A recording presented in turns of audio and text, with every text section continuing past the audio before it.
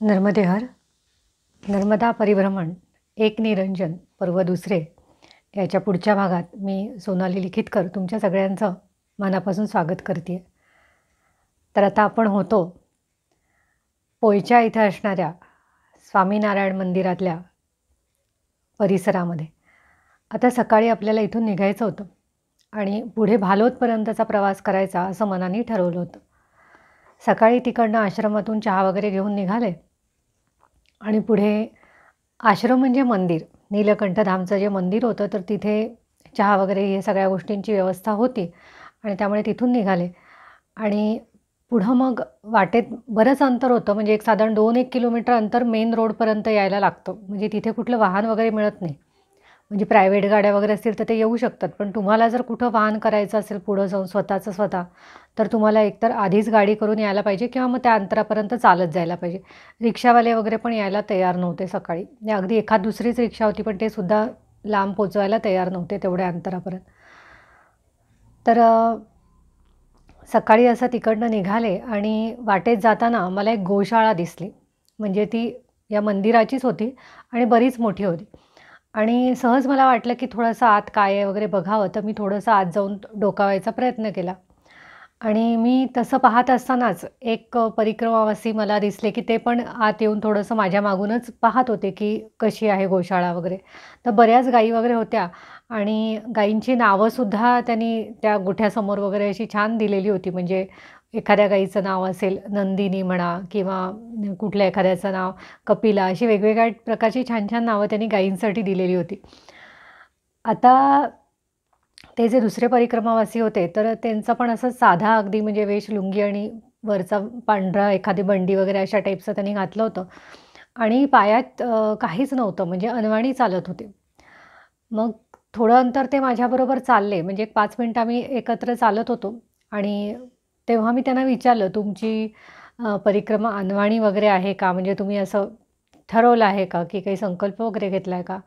ते म्हणे, "नाही, नाही, मी आधी म्हणजे चप्पल बूट वगैरे काही घालत होतो आणि परंतु मी शूलपाणीमधून आलो आहे आणि शूलपाणीतून येताना माझे बूट जे होते ते फाटले आणि त्यामुळे मग मी आता असाच आहे. मी काहीही पैसा खर्च करून स्वतःसाठी काही करणार नाही, असा संकल्प मात्र माझा आहे. त्यामुळे मी मैया जोपर्यंत माझी व्यवस्था करत नाही तोपर्यंत मग मी अनवाणीत चालणार आहे." ते असं म्हणल्यानंतर मला मनात खूपच हे वाटलं की अरे बापरे! की हे एवढा अंतर म्हणजे शूलपाणीतून एकतर चालणं इतकं अवघड आहे आणि त्याच्यापुढे हे परत आता बिना चपलांचे चालणार आहेत. त्यामुळे मी त्यांना म्हटलं, "अहो मैया व्यवस्था करणार आहे. मीच तुम्हाला याचे जे काही पैसे लागतात ते मी तुम्हाला देते. तुम्ही लवकरात लवकर आता तुम्हाला पहिलं जे दुकान दिसेल चप्पल बुटांचं तिथे जाऊन तुम्ही घ्या." आणि मी काही व्यवस्थित बूट चांगल्या प्रकारचे येतील असे त्यांना पैसे तिथे देऊ केले. ते अतिशय नाही नाहीच म्हणत होते, "मैया व्यवस्था करेल, मैया व्यवस्था करेल," असं म्हणत होते.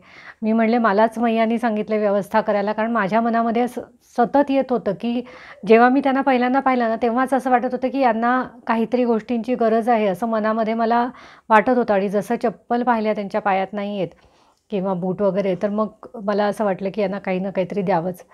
आणि ते दिल्यानंतरही मला मनामध्ये अतिशय समाधान वाटलं.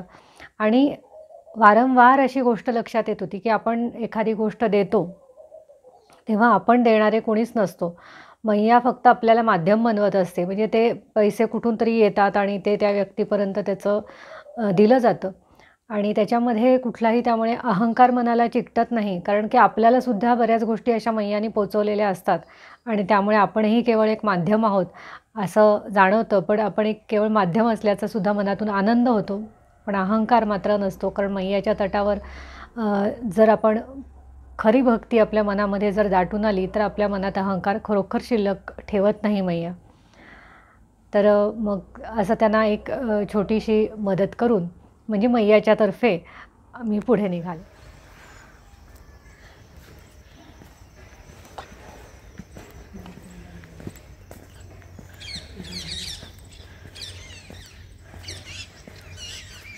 हां आहे.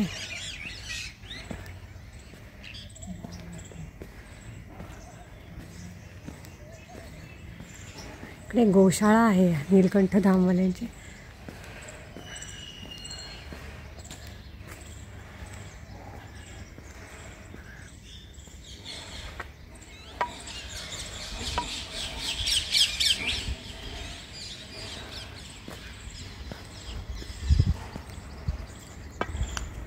इकडे गाय पण ठेवली आहे, बाकी आत आहेत सगळ्या गाई वगैरे.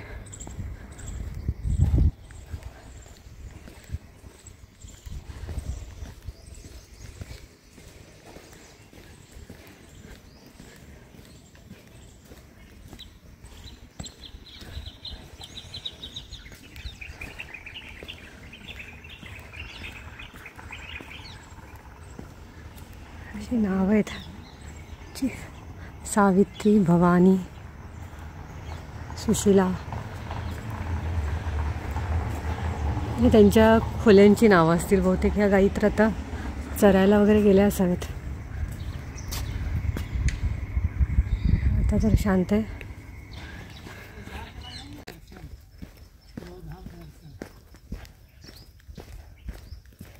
इनका है शायद गौशाला भी रहेगा. हाँ, इन्हीं का गौशाला है, बहुत बड़ा गौशाला है.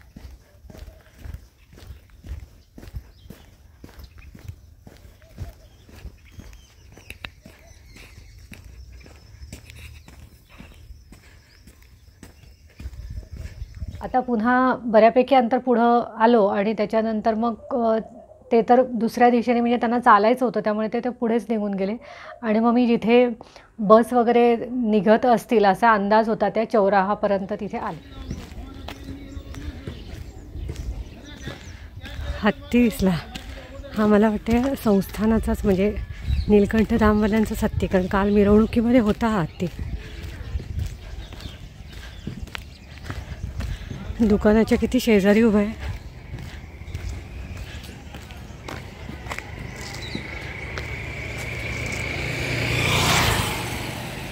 जवळ जाऊन बघा, बरेच दिवसात हत्ती नाही पाहिला जवळ.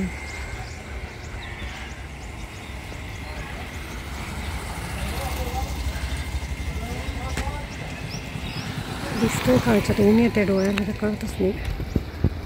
आहे दिसतोय.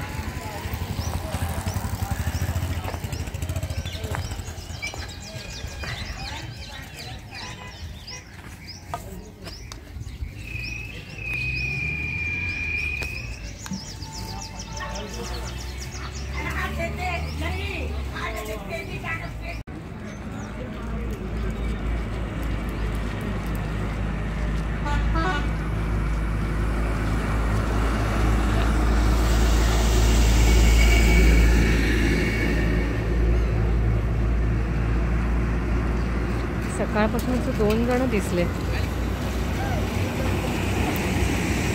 घोड्यासारखं लावलं होतं पुढे मागे आणि चालत चालत. काय प्रकारे काही कळला नाही. चौराहापर्यंत आल्यानंतर मग पुन्हा एकदा पाहिलं की कसा रस्ता असू शकेल पुढे जाण्याचा भालोदपर्यंत. तर मग कळलं की राजपिपलापर्यंत आता जावं लागणार आहे. आता या भागामध्ये जे पण काही जाण्याचे आश्रम होते त्या सगळ्या ठिकाणांना राजपिपलाची बस ही घ्यावीच लागत होती, कारण कुठं ना कुठं त्या राजपिपलाचं जो मेन गाव असावं आणि बाकीची गावं सगळी जवळपास पसरलेली, तसा हा प्रकार होता. त्यामुळे राजपिपलाची परत बस घेतली. बस इतकी खचाखच भरली होती, म्हणजे एकतर आधी तासभर वाट बघून आलेली नव्हती आणि भयंकर खचाखच भरलेली बस. त्यामुळे पूर्ण वेळ उभं राहूनच जावं लागलं बसमध्ये. आणि ते उभं राहणं म्हणजे असं नाही की आपल्या पुण्या मुंबईच्या बसमध्ये उभं राहणं हे पाठीवर 10 किलोचं ओझं घेऊन उभं राहणं हा प्रकार होता. त्यामुळे कधी एकदा तो प्रवास संपतो आणि मी बसमधून खाली उतरते असं झालं होतं. मग त्या बसमधनं खाली उतरले आणि मग पुढे राजपारडी नावाचं गाव येतं. हे राजपिपला झाला. आता राजपारडी, तर राजपारडीला जीप होत्या जायला, म्हणजे अशा त्या एक सवारी घालून एक 10-12 लोकांना बसवून निघून जातात, अशा प्रकारच्या त्या जीप होत्या. मग त्या ह्याच्यानं आम्ही राजपारडीपर्यंत आले. आणि राजपारडीपासून मग भालोदपर्यंतचं अंतर काही खूप जास्त नव्हतं, पण ते सुद्धा करायला मला एक छोटी रिक्षा पण मिळून गेली तिथे, की एक शेअर रिक्षा होती. अगदी त्यांनी 20 रुपयामध्येच त्या भालोदच्या मेन हे भागापर्यंत पोहोचवलं आणि मग तिथून तुम्ही तुमचं जा असं सांगितलं. मग तिथून भालोद म्हणजे अगदी 1 किलोमीटर आतल्या भागापर्यंत जायचं होतं. आणि मला असं वाटत होतं की जरा भालोद मोठं गाव असेल, पण गाव अगदीच छोटं होतं.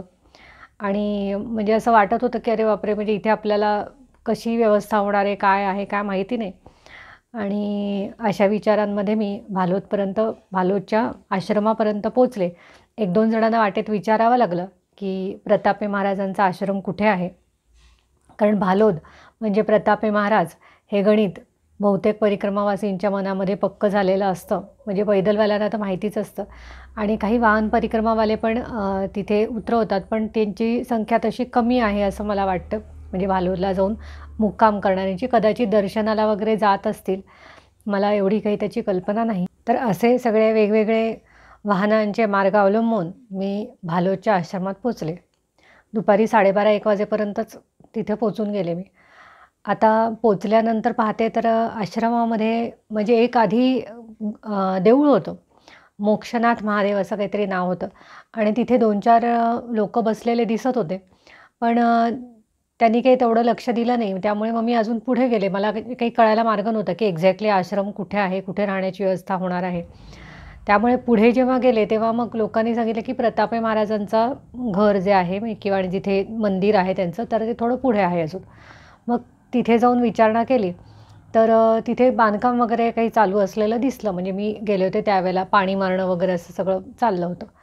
पण तिथे उजव्या बाजूला जे असं घरासारखी एक जागा होती, तर तिथून एक ताई बाहेर आल्या आणि त्या म्हणल्या, की प्रतापे महाराज इथेच राहतात आणि इथेच तुमची राहण्याची व्यवस्था होऊ शकते. पण तुम्ही किती जण आहात? मागून कोणी येतंय का? तर म्हटलं, "नाही, नाही. मी एकटीच आहे आणि परिक्रमावासी आहे आणि काही पायी, काही वाहन असं मी करते आहे." मग ते म्हणे, "ठीक आहे, हरकत नाही. तुम्ही आतल्या साईडला एक हॉल आहे, तिथे तुम्ही राहा आणि मी थोडंसं महाराजांना वगैरे सांगून येते." मग म्हटलं, "ठीक आहे." मग थोड्या वेळाने महाराज पण आले आणि त्यांनी मला सांगितलं, की एक छानसा हॉल होता. हॉल छान होता आणि अगदी तो हॉल म्हणजे असा होता, की वासुदेवानंद सरस्वती महाराजांची जी मूर्ती आहे तिथे, मोठी मूर्ती आहे, याची पूजा-अर्चा केली जाते. तर त्याच्यासमोरच एक्झॅक्टली हॉल होता आणि छान हिरवं असं हल्ली ते आर्टिफिशियल ग्रास असतं ना, तशा प्रकारचं ते घातलेला छान हॉल होता. आणि संपूर्ण हॉलमध्ये मी एकटीच होते त्यावेळेला तरी. म्हटलं संध्याकाळी वगैरे येतील काही परिक्रमावासी वगैरे. आणि मग दुपारी जेवण वगैरे झालं. म्हणजे जेवण छान होतं. म्हणजे फ्लॉवरची भाजी आणि फ्लॉवरचं लोणचं, पोळी, भात वगैरे व्यवस्थित जेवण होतं. आणि करणाऱ्या त्या ताई ज्या होत्या, त्या एक सीमाताई म्हणून होत्या त्या आणि अजून एक थोड्याशा वयस्कर अशा ज्या होत्या काकू, तर त्या दोघी मिळून स्वयंपाक वगैरे करत होत्या आणि त्यांनी ते सगळ्यांना छान जेवायला वगैरे वाढलं आणि प्रतापे महाराज पण पंक्तीला होते आणि खरंच म्हणजे ही एक अशी चांगली साधक म्हणण्यापेक्षा त्यांना आपण एक संत व्यक्तीच म्हणू शकतो. तर तशा प्रकारच्या त्या आहेत. जरी त्याला आपण दिसायला वगैरे म्हणजे त्यांचा वावर वगैरे सगळं अगदी सामान्य माणसासारखाच तुम्हाला दिसेल. परंतु मला असं वाटतं, की नक्कीच काहीतरी दत्त महाराजांचा त्यांना चांगल्या प्रकारचा अनुग्रह वगैरे मिळालेला असणार. कारण त्यांच्या मागची एक कथा बरेच जण तिथे सांगतात. आता तिथे इतके जण कथा विचारतात, त्यामुळे तिथे महाराजांनी पाटी लावून टाकलेली आहे, की सारखं-सारखं दत्तगुरूंची मूर्ती कुठून मिळाली याची विचारणा करू नये. त्यापेक्षा ध्यान वगैरे करावं आणि मला पण ते योग्य वाटलं. कारण प्रत्येकच व्यक्तीला तीच-तीच गोष्ट सांगण्यात नक्कीच कंटाळा येत असणार. पण मी तुम्हाला म्हणजे ज्या लोकांना माहिती नाही त्यांच्यासाठी सांगते आणि ते पण मी ऐकलेलंच आहे. मला ही अगदी अगदी कणन-कण, खडानखडा माहिती नाही. पण अशी ऐकिवात आहे गोष्ट, की भालोदला एक वृद्ध स्त्री राहत होत्या.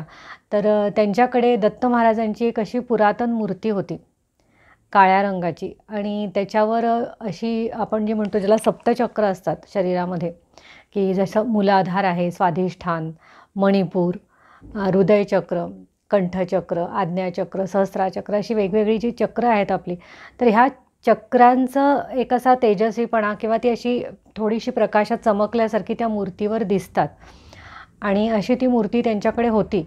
आणि एक दिवस काय झालं म्हणजे ह्यांना जसं त्यांचं वय वाढलं, वृद्धापकाळ आला, तसं त्यांना एक दिवस स्वप्न पडलं, की दुसऱ्या दिवशी सकाळी एक व्यक्ती म्हणजे तुमच्याकडे परिक्रमावासी येईल. त्यांनाही तुम्ही दत्ताची मूर्ती द्या, कारण तुम्हाला असं वाटतं की या मूर्तीचं तुम्ही आता काही पूजा अर्चा किंवा अजून काही त्याचं करू शकणार नाही किंवा कोण याला मूर्तीला माझ्यानंतर पाहील असं त्या ज्या वृद्ध स्त्री होत्या त्यांना वाटत होतं. तर त्यामुळे त्यांना असं ते स्वप्न पडलं. आता झालं काय दुसऱ्या दिवशी सकाळी आता प्रतापे महाराज हे त्यावेळेला एकदम तरुण वयाची व्यक्ती होते आणि ते परिक्रमेमध्ये होते आणि ते तिथे काही कारणाने म्हणजे मला वाटतं बहुतेक तिथे त्यांच्याकडे काही आश्रमा टाईपच असेल तर तिथे ते आलेले दुसऱ्या दिवशी आणि तेव्हा या ज्या स्त्री होत्या तर त्यांनी त्यांना म्हटलं, की "हे तुमच्यासाठी मूर्ती मी दिलेली आहे आणि ह्याचं तुम्ही बघा आता पुढं काय करायचं ते. मला असं-असं दृष्टांत झालेला आहे." मग प्रतापे महाराज तर तेव्हा अत्यंत असं म्हणजे साधारणच तेव्हा नॉर्मल व्यक्ती असल्यामुळे ते म्हटले, की "मी तर काय करू शकणार ह्याचं म्हणजे मी तर दुसऱ्या गावी राहतो आणि ह्या सगळ्या गोष्टी मला जमणं अशक्य आहे. आणि आता तर मी परिक्रमेतच आहे. म्हणजे मी परिक्रमेत असताना ती मूर्ती एवढी जड मी कुठं घेऊन जाणार आहे? काय करू शकणार आहे? तर तेव्हा तुम्ही इथेच ठेवा. मग मी बघू विचार करतो काय वगैरे." आणि मग नंतर हळू ते परिक्रमा करून पूर्ण करून आले परत. आणि नंतर मात्र त्यांना असं वाटायला लागलं, की आपण इथेच या मूर्तीची सेवा केली पाहिजे आणि आपण इथेच दत्तगुरूंचा सानिध्यामध्ये आपण इथेच राहायला पाहिजे. आणि मग कालांतराने अ, प्रतापे महाराज बालोदला स्थायिक झाले आणि त्यांचं नाव जे काही पूर्वी असेल मला एवढं माहिती नाही आहे, पण त्यांना प्रतापे महाराज म्हणून ओळखलं जायला लागलं. आता म्हणजे त्यांची इतकी म्हणजे ख्याती त्या भागामध्ये आहे, की कोणीही प्रतापे महाराज म्हटलं तर कुठलीही गोष्ट डोळे झाकून त्यांच्यासाठी करू शकेल, अशा प्रकारची त्यांची तिथे प्रसिद्धी आहे.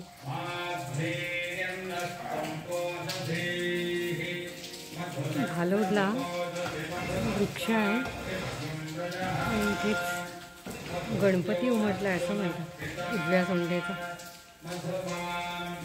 आणि भालोदच्या देवळामध्येच आहे आणि वरचं बांधले ते पण याला संरक्षित ठेवून